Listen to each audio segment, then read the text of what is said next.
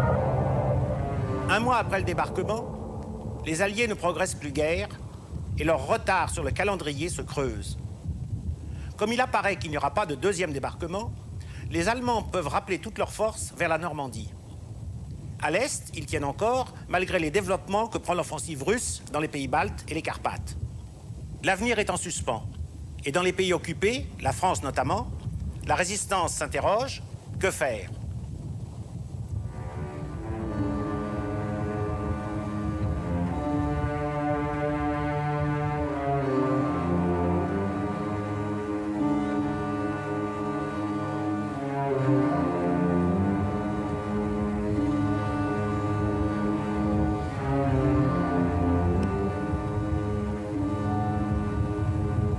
Pour commenter les actualités allemandes puis britanniques, nous sommes avec Pierre Lefranc, qui a été chef de cabinet du général de Gaulle, mais qui bien auparavant était en Angleterre.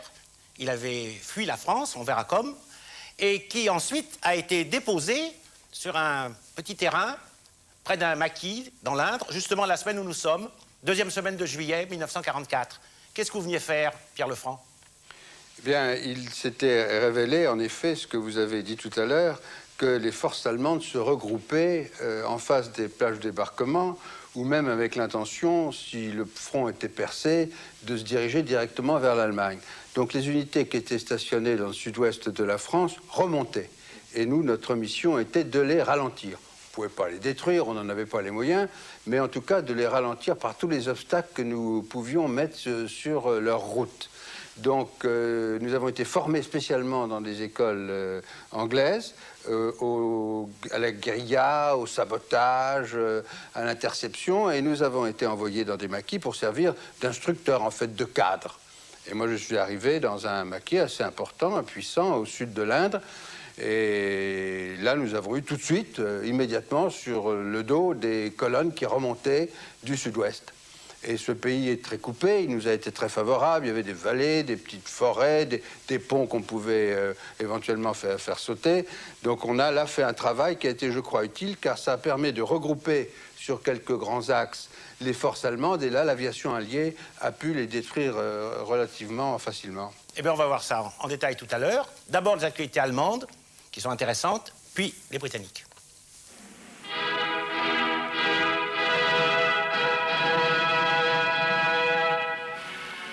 Der Dichter Wilhelm von Scholz wurde 70 Jahre alt.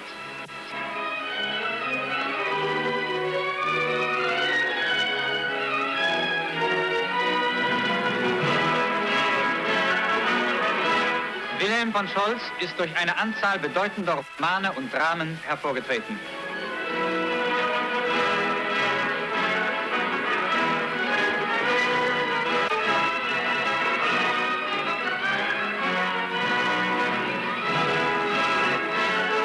Der Dichter in seinem Arbeitszimmer.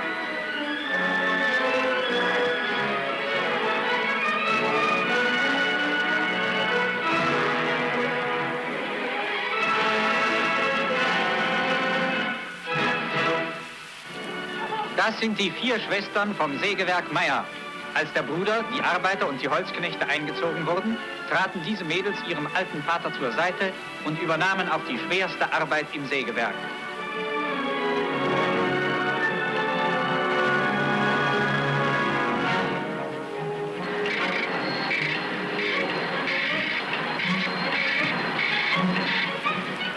Vom frühen Morgen bis zum späten Abend sind sie an den Maschinen und auf dem Holzplatz tätig.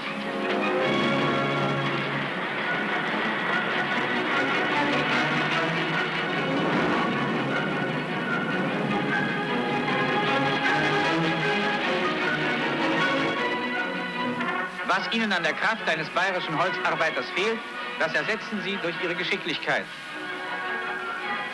Man sieht, dass sie es können.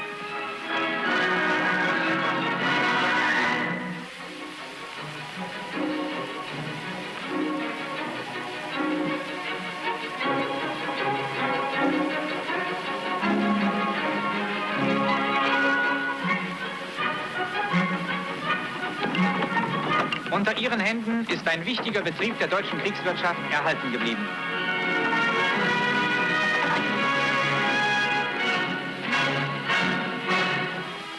Auch auf den Reit- und Fahrschulen der Wehrmacht sind Frauen als Bereiterinnen eingesprungen. Hier werden junge Pferde, die sogenannten Remonten, die an Zaum, Sattel und Reiter noch nicht gewöhnt sind, zu kriegsbrauchbaren Reit- und Zugpferden gemacht. Auch dadurch ist wieder eine Anzahl von Soldaten für die Front frei geworden.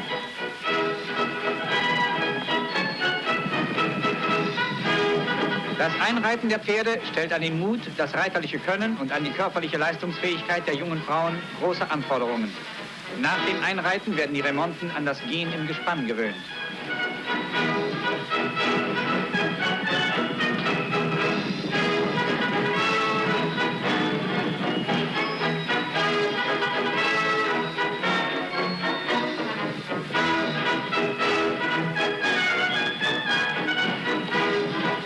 Geländeritt mit den jungen Tieren. Dazu ist äußerste Konzentration notwendig. Ein auffliegender Sperling genügt, die Pferde erschrecken und ausbrechen zu lassen. Der Geländeritt gehört aber auch zu den schönsten Erlebnissen, die diese Arbeit bietet.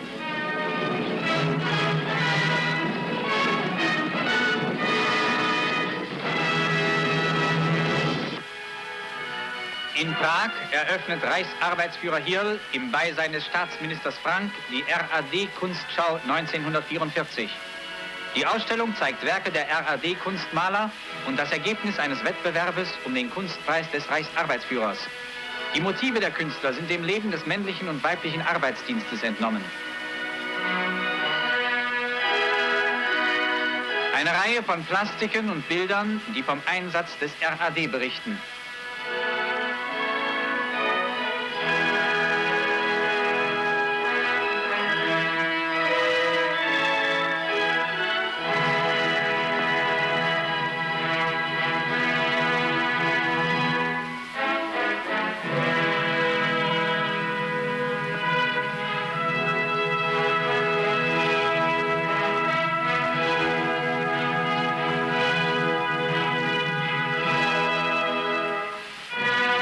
Kreuzträger Oberfeldmeister Fitzner vor den Jahreszeiten von Stübner.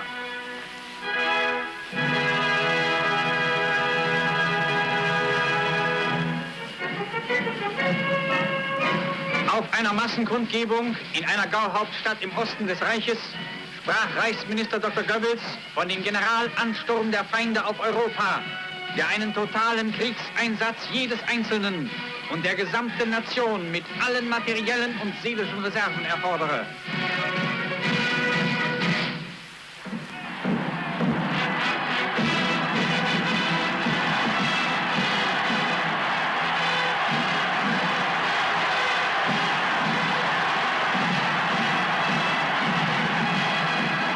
Mit stärkstem Beifall nahmen die Versammelten die Ausführungen des Reichsministers über den Einsatz der neuen deutschen Waffe V1 auf. Ich habe damals nach den schweren Angriffen auf die Reichshauptstadt vom 21. und 22. November in einer am Sonntag darauffolgenden Jugendversammlung in Berlin erklärt, es wird die Stunde kommen, wo wir das den Engländern heimzahlen werden. Die englische Presse hat mich am anderen Tag auf das Massivste angegriffen und die höhnische Frage aufgeworfen, ob die neue Waffe, die ich dort angekündigt hätte, etwa im Propagandaministerium statt im Rüstungsministerium erfunden worden wäre. Ich habe es damals nicht für meine Aufgabe gehalten, die Engländer eines Besseren zu belehren, sondern ich war im Gegenteil der Überzeugung, je länger sie glauben, dass sie nicht kommt, umso besser ist es. Denn die Überraschung ist auch eine Waffe.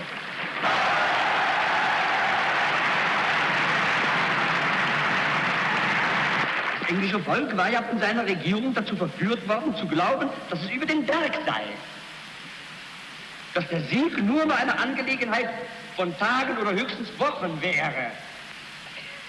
Wenn also das englische Volk nun plötzlich vor alarmierende neue Tatsachen gestellt wird, so muss ja die englische Regierung versuchen, diese Tatsachen entweder zu verschweigen oder zu beschönigen. Wir gehen noch gar nicht so weit wie die Engländer im August vorigen Jahres, als ich Berlin von Frauen und Kindern evakuierte, zu erklären, dass damit England am Ende sei. Eine Nation ist natürlich nicht am Ende, wenn sie die Hauptstadt von Frauen und Kindern freimacht. Und ich glaube, der Führer hat alles Recht, wenn er sich in dieser entscheidenden Kriegsphase glaubt, blind und vertrauensvoll auf sein Volk verlassen zu können.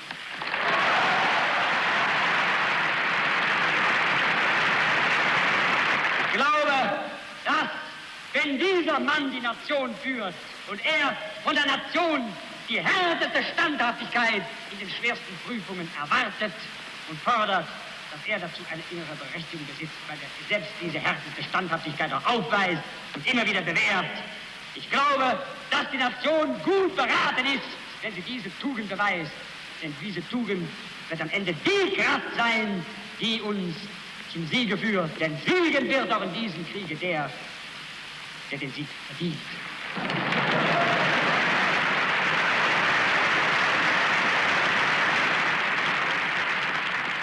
Pierre Lefranc, bien sûr, vous n'étiez pas en Allemagne orientale, mais en Angleterre. Oui. Mais vous y étiez quand les premiers V1 sont tombés. Voilà, j'étais dans l'instance de départ pour la France. Nous étions à Londres avant d'être emmenés vers les terrains d'embarquement. Et on a vu arriver les premiers V1. Et il y a eu quand même là quelques heures et même quelques jours de très grande inquiétude parce qu'on ne savait pas. On a vu tout de suite que c'était des avions sans pilote, mais on ne savait pas s'ils étaient dirigés sur des objectifs particuliers. Ce qui aurait été absolument dramatique s'ils avaient réussi à viser, je ne sais pas moi, les gares, les entrepôts. Non, alors au début, il y a eu dans l'opinion publique anglaise une assez forte inquiétude. Parce qu'on s'est dit, vraiment, s'ils arrivent à détruire nos centres vitaux, on ne va pas s'en sortir.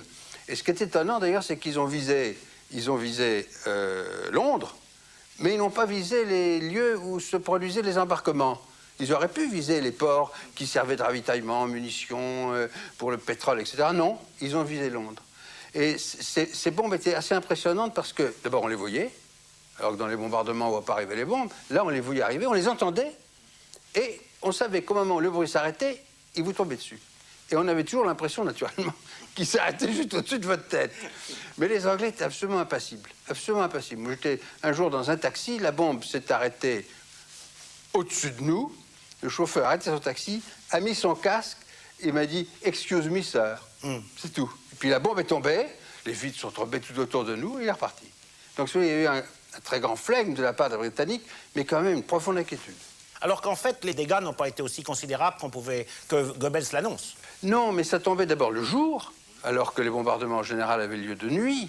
Donc c'était au milieu des activités de Londres. Les gens étaient dans leur bureau, dans la rue à l'heure du déjeuner. Donc c'était nouveau, ça n'était jamais arrivé. Les bombardements sur Londres avaient lieu toujours au milieu de la nuit. Donc les gens couchaient dans des abris ou en tout cas s'y attendaient plus ou moins. Mais là, on ne pouvait pas faire de l'alerte toute la journée, c'était pas possible. Il en arrivait toutes les demi-heures, toutes les heures.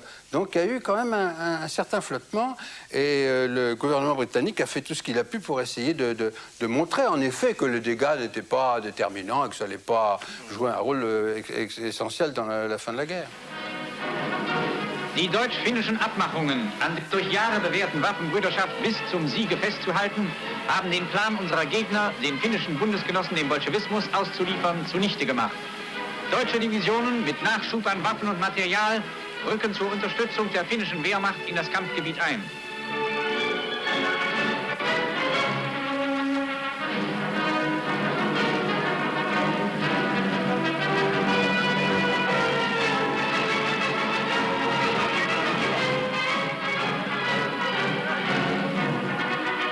Die Waffenbrüder verbindet eine enge Kameradschaft. Eine Gebirgsjägerkompanie auf der Fahrt über einen der 1000 Seen.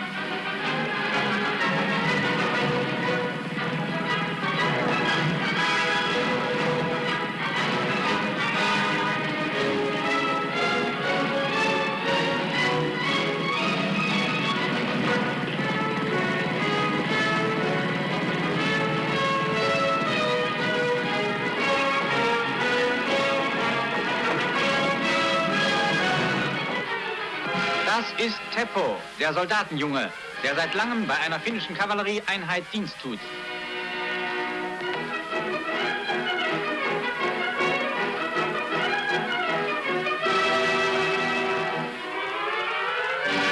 Der kleine Teppo, einer der schnellsten und zuverlässigsten Kuriere, sitzt wie ein Großer im Sattel.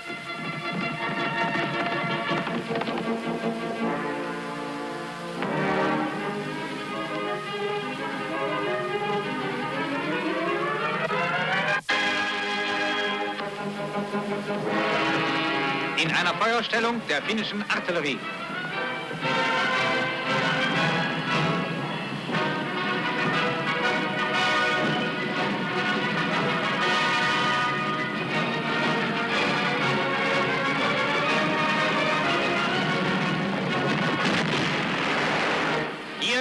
ein sowjetischer Vorstoß im zusammengefassten Artilleriefeuer zurückgewiesen.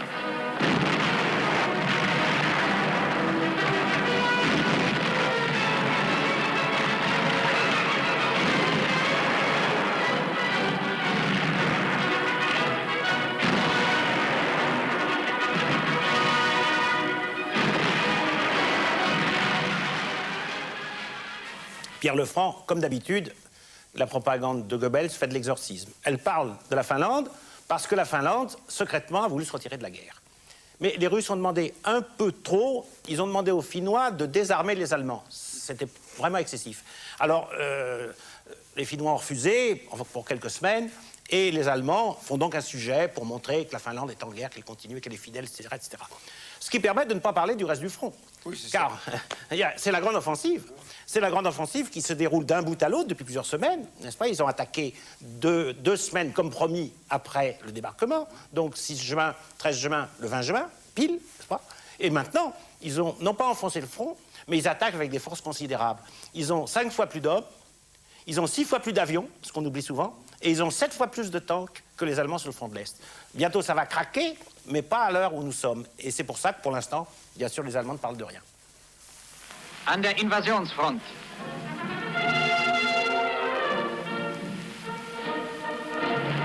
Trotz ständiger Luftangriffe rollen unsere Eingreifreserven über die Straßen der Normandie in den Kampfraum. Mit Kraftwagen, Rädern und im Fußmarsch gelangt die Infanterie nach vorn.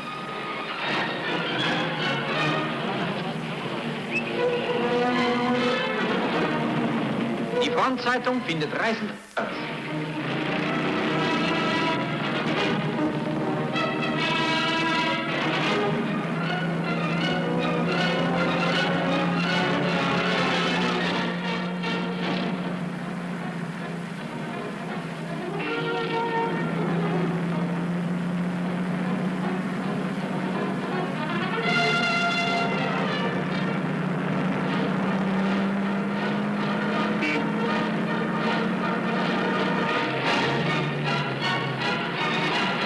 Auf den Lastkraftwagen sind Luftspäher eingesetzt, die rechtzeitig vor angreifenden Feindmaschinen warnen sollen. Der Luftspäher hat einen Feindverband gemeldet. Marschierende Infanterie geht in Fliegerdeckung. Leichte und schwere Flak tritt in Tätigkeit.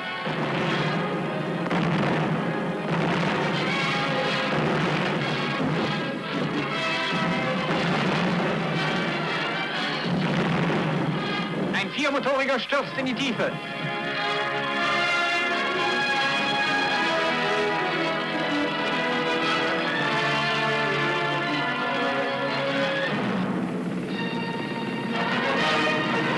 Eingreifreserven durchfahren einen der schwer heimgesuchten französischen Küstenorte.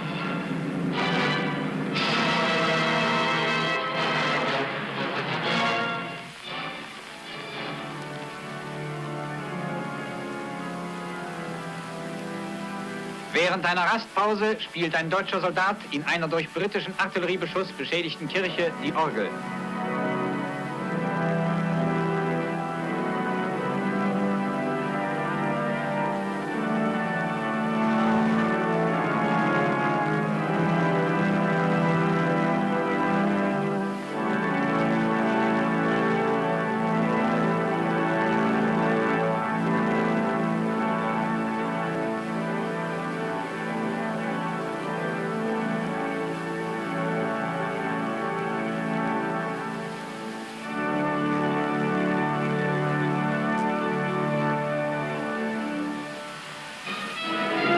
Gefechtsbesprechung bei einer Vorausabteilung der Waffen-SS.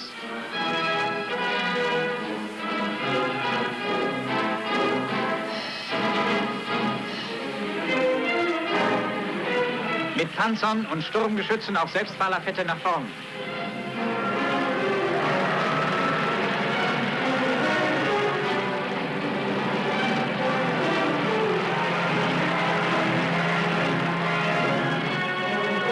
Die Fahrzeuge sind gegen Fliegersicht gut getarnt.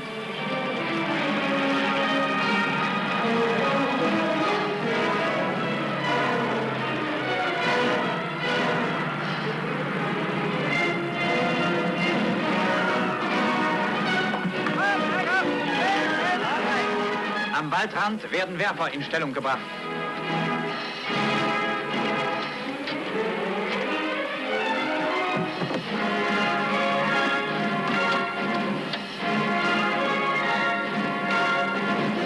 dem oft dschungelartigen Gelände erfüllt der deutsche Infanterist vorbildlich wie immer seine soldatische Pflicht.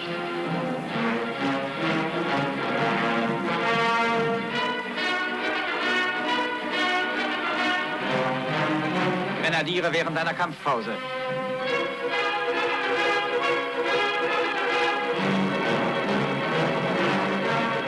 Ein gezähmter Frischling ist der Liebling der Kompanie.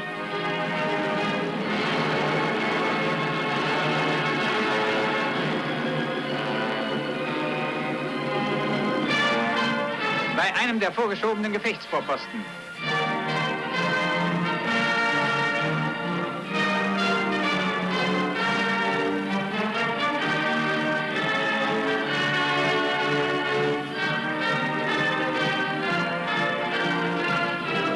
Nach Regenfällen ist das Kampffeld von knöcheltiefem Morast bedeckt.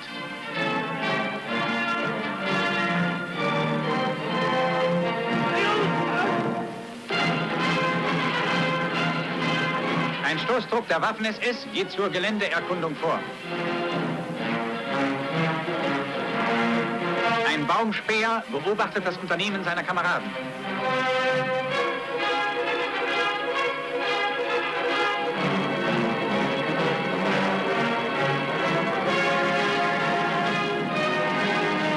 In schnellen Sprüngen nehmen die Männer das vom Feind eingesehene freie Gelände.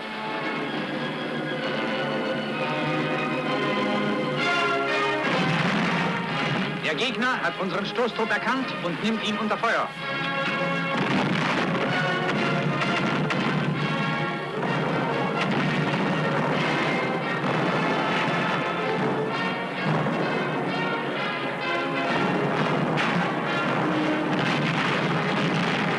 Leichte deutsche Artillerie deckt den zurückgehenden Stoßtrupp.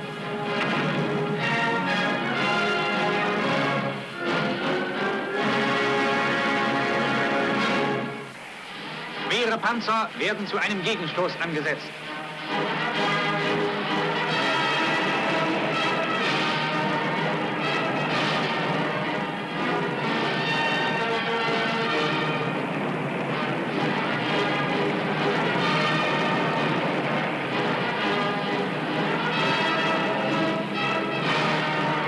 Ihren Spuren folgt die Infanterie.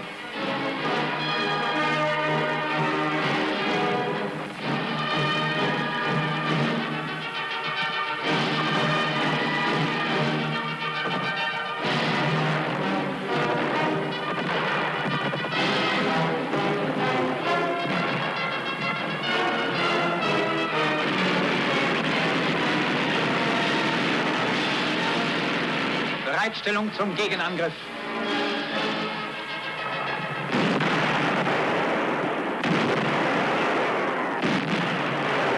Schwere Artillerie und Werfer bereiten den Gegenstoß vor.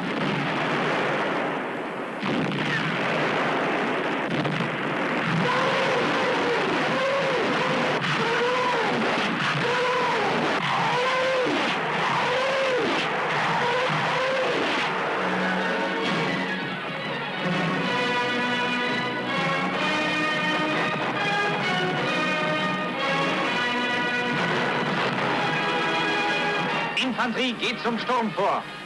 Auch hier ist es zu schweren Zusammenstößen zwischen deutschen und angloamerikanischen Panzern gekommen.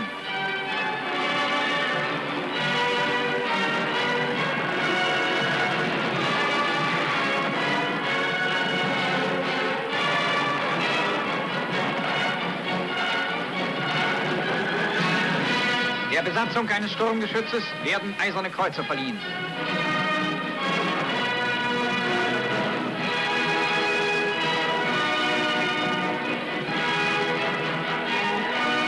Das ist Ritterkreuzträger Oberleutnant Franz Ludwig, der mit seiner Besatzung an einem Tage 16 englische Panzer abschoss. Oberleutnant Ludwig bei der Besprechung zu neuem Einsatz. In diesen Räumen der Normandie wechseln die Gefechte im offenen Gelände mit den unsichtbaren Schlachten. Weit auseinandergezogen, im Buschwerk versteckt, liegen sich oft die Gegner gegenüber. Der deutsche Infanterist mit seinen bewährten neuen Waffen ist neben der schweren Panzerabwehr zum Schreck der gegnerischen Kampfwagen geworden. Die englischen Berichterstatter, die die Kampfräume der Normandie als das heißeste Pflaster Frankreichs bezeichnen, ehren damit immer wieder den deutschen Grenadier, der auch einer gewaltigen Steigerung des Materialeinsatzes mit pausenlosem Trommelfeuer nicht unterliegt. Jeder Fußbreit Boden ist in diesen Räumen blutig umstritten. Und nach mehr als 6 Wochen eines erbitterten Ringens sind Engländer und Amerikaner in Frankreich kaum über den Wirkungsbereich ihrer Schiffsgeschütze hinausgekommen.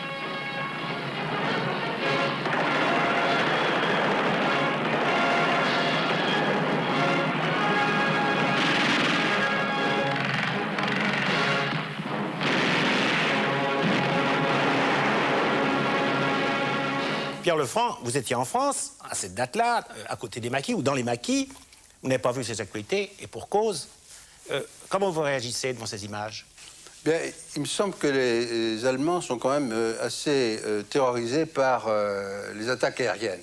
Ils n'avaient plus de couverture aérienne. Vous savez qu'Hitler, à un moment donné, a eu un choix à faire entre affecter son industrie aux armes secrètes, entre guillemets, c'est-à-dire au V1 et au V2, ou construire des avions de chasse. Et il avait un très bon modèle, puisqu'il avait le fameux Bayraktar Messerschmitt qui est dépassé et surclassé tous les chasseurs alliés.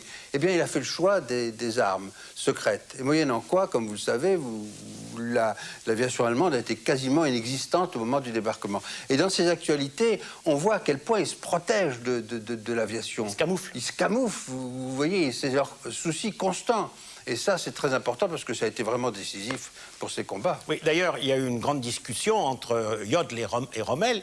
Où fallait-il mettre les tanks en réserve? Oui. Si on les mettait trop loin, oui, l'aviation les empêchait de passer. Si on les mettait trop près, c'est la marine.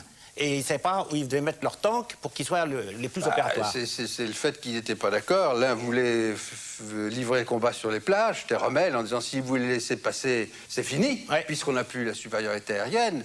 Et l'autre disait non, laissez-les s'engager, moi je les écrase avec mes tanks. Le résultat, c'est que sans doute Rommel avait raison. Peut-être, oui. En tous les cas, pour en revenir à votre action personnelle, je crois quand même que le 11 novembre 40, vous étiez de ces étudiants qui avaient manifesté à Paris, un des premiers, donc parmi les premiers étudiants qui ont résisté en France, enfin qui ont manifesté. Et puis, même en Europe, parce que je crois que c'était la première manifestation en Europe publique, oui, de résistance à l'Allemagne. Je ne veux pas vous contrarier, mais je crois qu'à Prague, ils ont aussi manifesté quelques jours avant. Peu importe. Peu importe, le mérite reste total. Vous m'enlevez une illusion, là, sur laquelle je vis depuis des années. Non, non, mais en France, vous êtes le premier. Vous êtes le premier. Bien. Et puis là, vous avez été arrêté, tout de suite. Oui, oui, bah oui, j'étais blessé, j'étais par terre, ils m'ont ramassé. Oui. Comment vous avez été blessé le 11 novembre? J'étais blessé par une grenade à main qui a été lancée. Mais ils ont tiré, car j'ai des camarades qui ont été blessés par balle. Qui a tiré?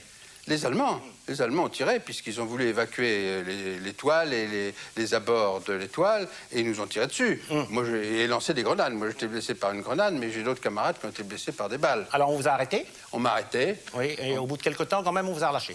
Alors, on m'a emmené à la santé, puis à l'infirmerie de Fresnes pour essayer d'enlever les éclats que j'avais dans la jambe. Et puis, au bout de 6 semaines, ils nous ont lâchés. Alors, de là, vous êtes filé en zone libre? Zone libre, puis... réseau de résistance? Réseau de résistance. Envolé vers l'Espagne? Envolé, vers l'Angleterre. Envolé, c'est une façon de parler, parce qu'il a fallu franchir les Pyrénées à pied. À pied. Qui n'ont jamais été si hautes. Et après, le camp espagnol, où on est resté 5 mois, et puis l'Angleterre. Et puis l'Angleterre. Et de là, hop, on vous a pas parachuté, mais déposé. Alors là, une école d'officiers français, puis des stages dans les écoles spécialisées britanniques, et puis on nous a envoyés en France pour les affectations. Alors, vos rapports d'officiers fringants qui débarquent d'Angleterre comme ça, avec les gens des maquis, comment ça s'est passé? Au début, ça a été un peu difficile. On était très jeunes, on était briquets, là, on sortait d'une école militaire, on était un petit peu service, et on est tombé, en effet, devant des gens qui se battaient d'abord, qui nous avaient pas attendus, qui se battaient depuis un certain temps, qui étaient mal armés, mal équipés, qui étaient à peu près convenablement nourris, mais enfin qui se demandaient ce que ces jeunes garçons tout bouillants venaient faire. Ils auraient préféré qu'on leur parachutât des armes ou des munitions ou du ravitaillement. Alors au début, ça a été un petit peu tendu pendant 2-3 jours, mais ça s'est vite détendu parce qu'ils ont apprécié nos capacités techniques. On avait subi quand même un entraînement très spécialisé qu'eux n'avaient pas. On arrivait avec des armes dont certaines étaient quand même un tout petit peu compliquées, sophistiquées. Si vous voulez, des grenades anti-tank, des trucs comme ça, il faut savoir s'en servir. Donc, par conséquent, au bout d'un certain temps, le chef de mon maquis, c'est un maquis FTP, le chef de mon maquis est un homme très bien, il a compris. Et il nous a laissé, à mon camarade et moi, la direction militaire, si je puis dire, entre guillemets, de l'opération, lui s'occuper du reste. Et au bout de ces quelques moments d'observation réciproque, si je puis dire, ça s'est bien passé. Oui, parce qu'au fond, vous étiez réputé gaulliste, hein, pur, chez les FTP. Non seulement réputé, mais on l'était. Et on l'était. Oui. Et ça se sentait, ce petit conflit politique, ou pas? Un petit peu, parce qu'on a eu des conversations quand même. On savait très bien ce qu'ils étaient, ce qu'ils pensaient. Mais à la vérité, c'était les chefs qui étaient orientés du maquis FTP. C'était les chefs qui étaient communistes. Oui. Mais pas la masse des maquisards. La masse des maquisards, ils se battaient pour la libération de la France, n'est-ce pas? Et alors, les villages alentours, les civils, comment ils se comportaient? Ben, ils étaient terrorisés parce que on savait très bien que les Allemands exerçaient des représailles terribles partout où il y avait des maquis. Donc, une de nos difficultés a été de faire nos opérations sans impliquer ni les villages, ni la sous-préfecture près de laquelle nous étions installés. Alors, heureusement, on a réussi.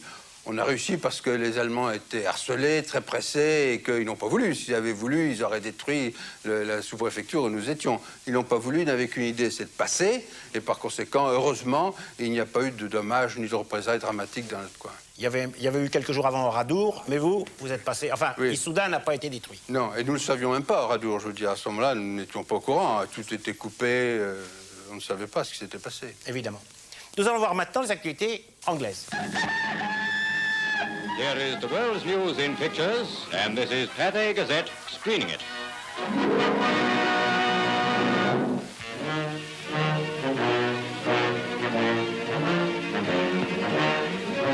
German nurses accommodated at an American evacuation hospital outside Cherbourg await the time when they'll be returned to the German army. Technically speaking, they're prisoners, but their repatriation to the Reich is rapidly forthcoming.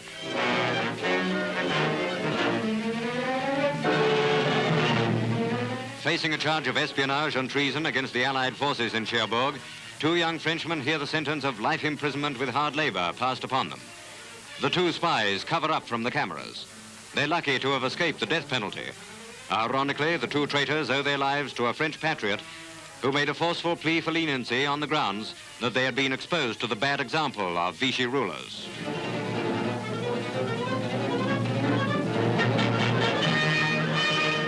Over on the east coast of the peninsula, American troops closed the trap on La Haye de Puig.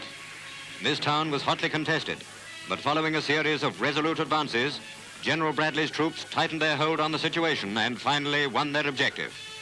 It involved bitter fighting against a crack German panzer division before the heap of rubble was won.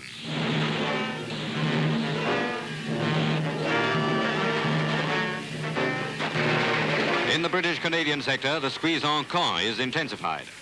While our last edition brought you the rush pictures of the capture of Caen, we are now able to amplify the pictorial account of the great 3-pronged attack which brought about the collapse of German resistance. The position of the enemy became hopeless as the pincers fastened on Caen itself. These frontline pictures show how we exerted pressure on the German lines as the net closed in.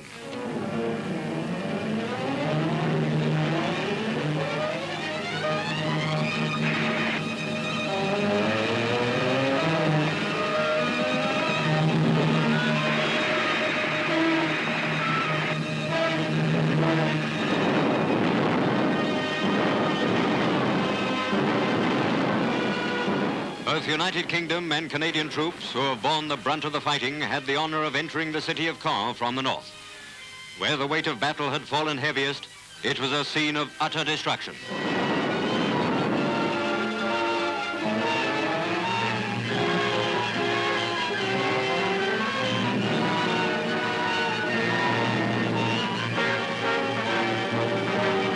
There are place names on that road sign which have a friendly ring about them, with the obvious exception of the last.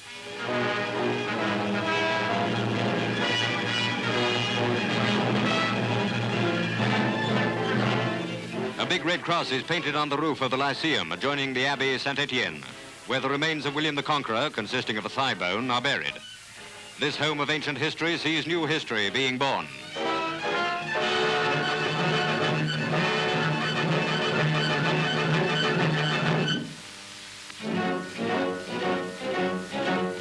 It was in that same square that the inhabitants of Caen foregathered to hoist the French flag. Strange that here I should recognize someone.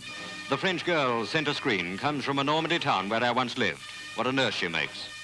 She's among the joyous population celebrating the start of a new life, when the people of France may look forward to a free and happy existence under the flag of a newborn republic.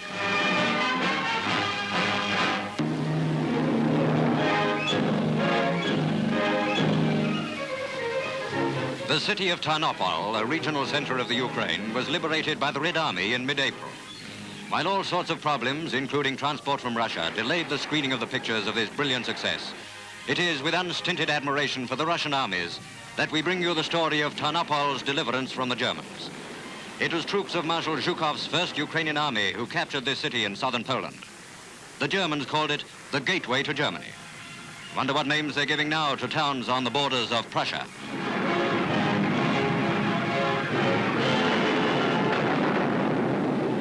For 2 weeks, fighting went on in the streets and houses of this town, well inside the former Polish border.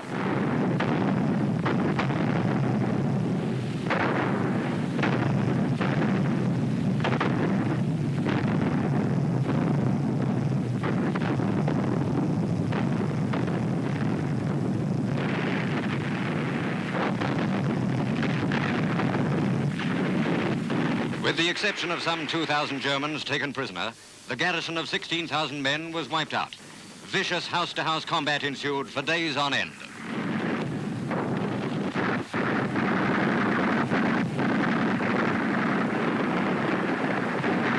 According to a Moscow report, the Germans resorted to strange methods to bolster up the morale of their troops in Tarnopol. Cases full of iron crosses were dropped by parachute.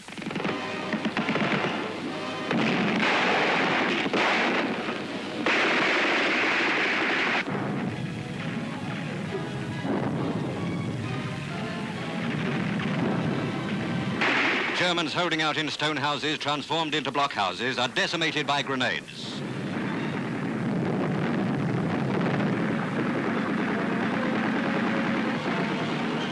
We know the name of that soldier on the balcony. It's Private Fedorenko, first man to enter the building and rush the second floor. Each story and room had to be won by stages.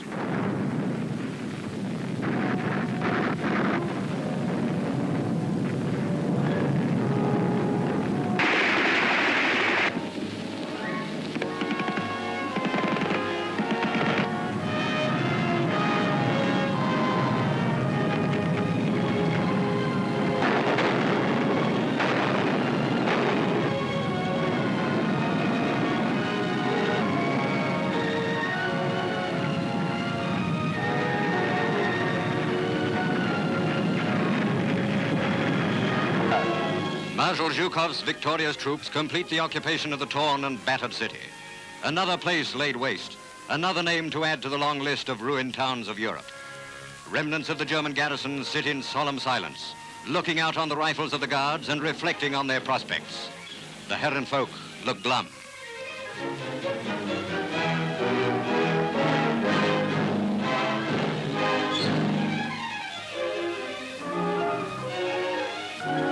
The roads are lined with grey-green columns trudging towards captivity.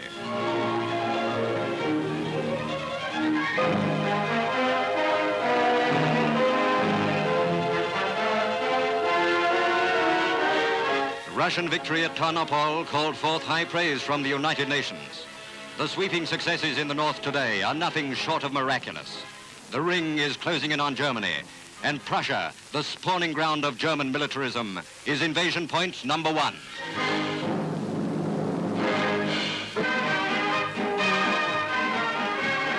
The King and Queen visit farm volunteers at agricultural camps in the home counties. A day with the holidays on the land workers, people who are helping the nation grow food and putting in a vacation at the same time. Another of those delightfully intimate tours when their Majesties put everyone at ease by their disregard for formalities. Practically attired women pause in their work as the King and Queen stop to talk with them. Here are some really happy studies from one of these camps.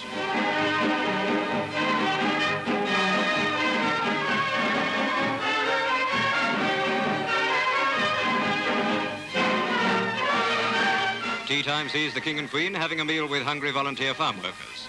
Solid crockery and trestle tables adding to and not detracting from the holiday mood. The Duke of Norfolk, who accompanied the royal visitors, would be among the first to tell you that more than one city worker has fallen for the delights of the country life. Post-war agriculture will have many converts to farming.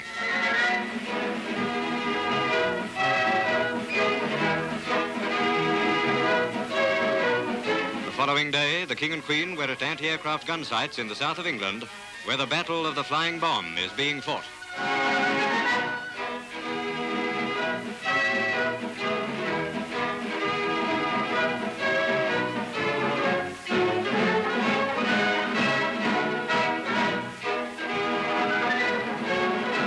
It was during this visit that the battery went into action against some doodlebugs. In spite of days and nights of almost continuous action, the rate of firing was terrific.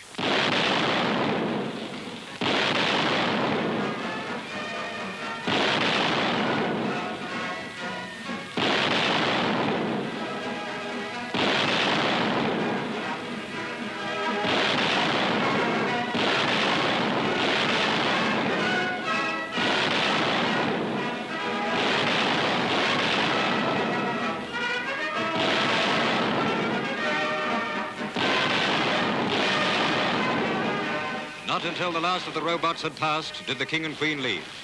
A few hours later, they heard of where a bomb had fallen and at once drove to the incident. They walked amid the wrecked houses and shops, talking to men and women who had been blasted from their homes. No account had been taken for this in the royal visit, but the King and Queen made it their concern to go among their people in distress.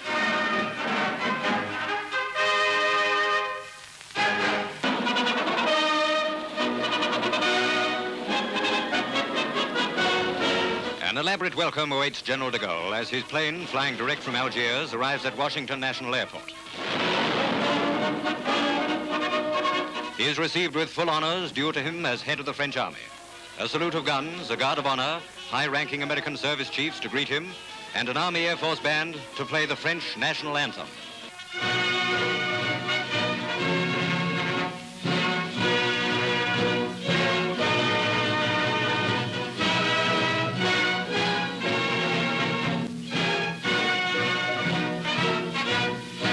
General de Gaulle is escorted from the airfield by the President's military and naval aide-de-camp.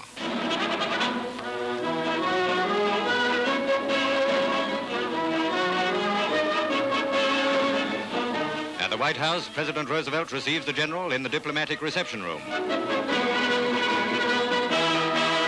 As a leading Washington newspaper puts it, America welcomes General de Gaulle as a man who, while most French leaders were digging the grave of their country, was raising the standard of revolt. Évidemment, Pierre Lefranc, vous avez remarqué que dans le commentaire, on dit de Gaulle qu'il est le chef des armées françaises. Rien de plus. Non, non, mais d'ailleurs, ça se voit, car il est accueilli. On voit quelques civils, mais ces civils étaient laissés délégués aux États-Unis. Mais du côté américain, il y a le chef d'état-major, le général Marshall. Il n'y a que des militaires. Il n'y a que des militaires, donc ils ont tenu, à ce moment-là, à ne recevoir que le chef des forces françaises engagées dans le combat, et non pas le chef du gouvernement provisoire. Bien sûr.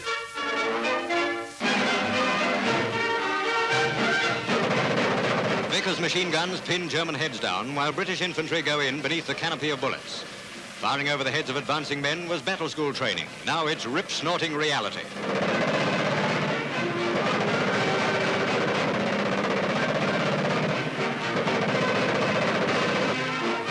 We picked out these shots of a British mortar crew in action on the Normandy front to illustrate the rapid firepower these men can maintain. Multiplied many times, you can imagine the effect at the receiving end.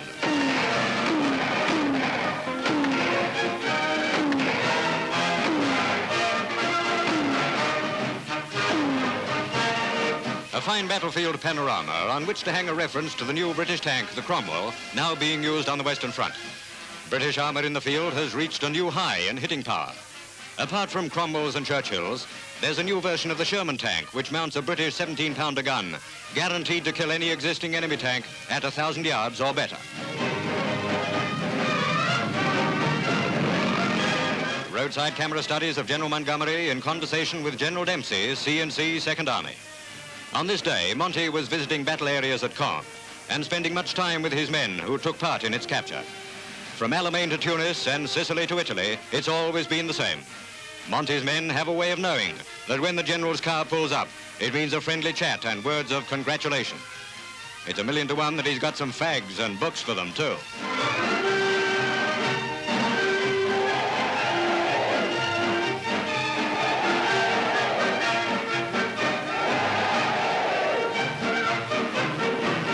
Army red cap cap salutes smartly, and into the famous Normandy town drives the general to take a look around.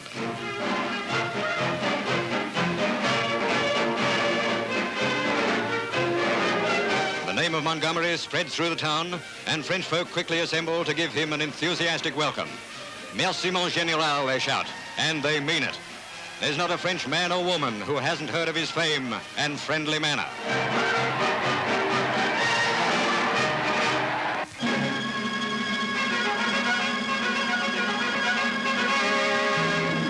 Headline newsreel story goes to Coastal Command's Beaufighter anti-shipping squadrons. Outstanding service has been rendered recently against enemy convoys in the North Sea. With cannon, torpedoes, and rocket projectiles, they have inflicted heavy casualties on German shipping. This action took place off the Frisian Islands, a whirlwind of flying rockets, bullets, and shells. One of the Beaufighters is set on fire, but not before it has carried out its attack. 2 minutes is an average time for such actions. Sudden, violent, short. In that space of time, the closing words of a communique are framed. One of our aircraft is missing.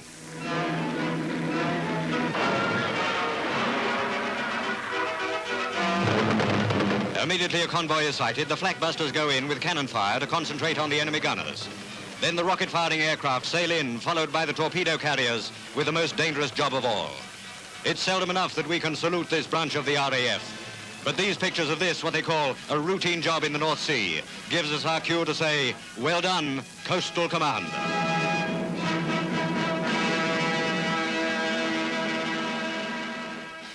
Pierre Lefranc, après 1958, vous avez été chef de cabinet du général de Gaulle, donc vous en avez su long sur les rapports franco-américains. En 1944, bien sûr, vous n'étiez qu'un jeune homme de 22-23 ans, mais quand même, ces rapports franco-américains, vous en connaissez la nature à cette date. Alors, comment vous avez vécu ça en Angleterre et comment ça s'est situé dans l'esprit de De Gaulle? Nous savions d'abord les difficultés que De Gaulle avait rencontrées avec la présence de Giraud en Afrique du Nord. C'était un problème qui était important et donc on savait le rôle que les Américains avaient joué dans cette affaire. On savait aussi que les Américains étaient extrêmement réservés vis-à-vis du général, puisque au mois d'août 1943, alors que le comité national avait été créé, ils n'ont fait que reconnaître ce comité national comme le symbole de la résistance, c'est quelque chose d'extrêmement prudent et d'extrêmement réservé. Alors le voyage du général de Gaulle, qui, je vous rappelle, le premier voyage avait été prévu en décembre 1942, et c'est l'assassinat de l'amiral Darlan qui a fait remettre ce voyage. Donc le général n'avait rencontré Roosevelt qu'à Anfa, dans des circonstances où le général était tout à fait mal à son aise et tout à fait furieux d'avoir été contraint de se rendre à Anfa. Donc les rapports avaient été assez tendus, courtois mais très tendus. Vous savez que Roosevelt avait mis des gens avec des mitraillettes derrière les rideaux. Oui. Bon, alors là, par contre, les choses ont paru un petit peu se dégripper au moment de cette visite à Washington. En effet, Roosevelt a expliqué que l'avenir du monde, c'était 4 grands pays qui allaient se mettre d'accord. Naturellement, la France n'en faisait pas partie, mais De Gaulle a laissé dire. Il a laissé dire, et finalement, comme vous le savez, quelques jours après, quelques heures après même son passage, les Américains ont reconnu que le gouvernement provisoire de la République était qualifié, c'est le mot quasiment britannique, qualified, pour gérer provisoirement les territoires français et libérés. Donc c'était un très grand progrès. Mais il faut attendre le mois d'octobre prochain, c'est-à-dire que Paris soit libéré, que les forces françaises soient engagées dans l'Est, pour que le gouvernement américain reconnaisse vraiment le gouvernement provisoire. C'est à cette occasion que le général a dit à un journaliste qui l'interrogeait, nous sommes contents qu'on appelle le gouvernement par son nom. Mais dites-moi, Pierre Lefranc, comment De Gaulle rendait-il compte de cette hostilité, non seulement des Américains, mais même encore plus de Roosevelt et de Cordell Hull à son endroit? Moi, j'ai mes explications comme historien, mais vous en savez plus, peut-être? Non, je crois que ce sont les mêmes. Roosevelt avait été très déçu par la chute de la France. Il était très féru de démocratie et il n'a jamais considéré que le général avait été démocratiquement investi d'une mission. Ça n'a pas empêché ensuite de reconnaître Giraud et de le pousser en avant, qu'il n'avait été pas investi du tout non plus démocratiquement. Mais ça a été certainement un obstacle. Et la rigueur de Gaulle vis-à-vis des Alliés, vis-à-vis de Churchill et même vis-à-vis des Américains, l'opération de Saint-Pierre-et-Miquelon, tout ça ont fait que le président des États-Unis se méfiait énormément de ce général très peu connu, quasiment inconnu en 1940, et qui subitement parlait au nom de la France. C'est quelque chose qui avait le don d'exaspérer Roosevelt.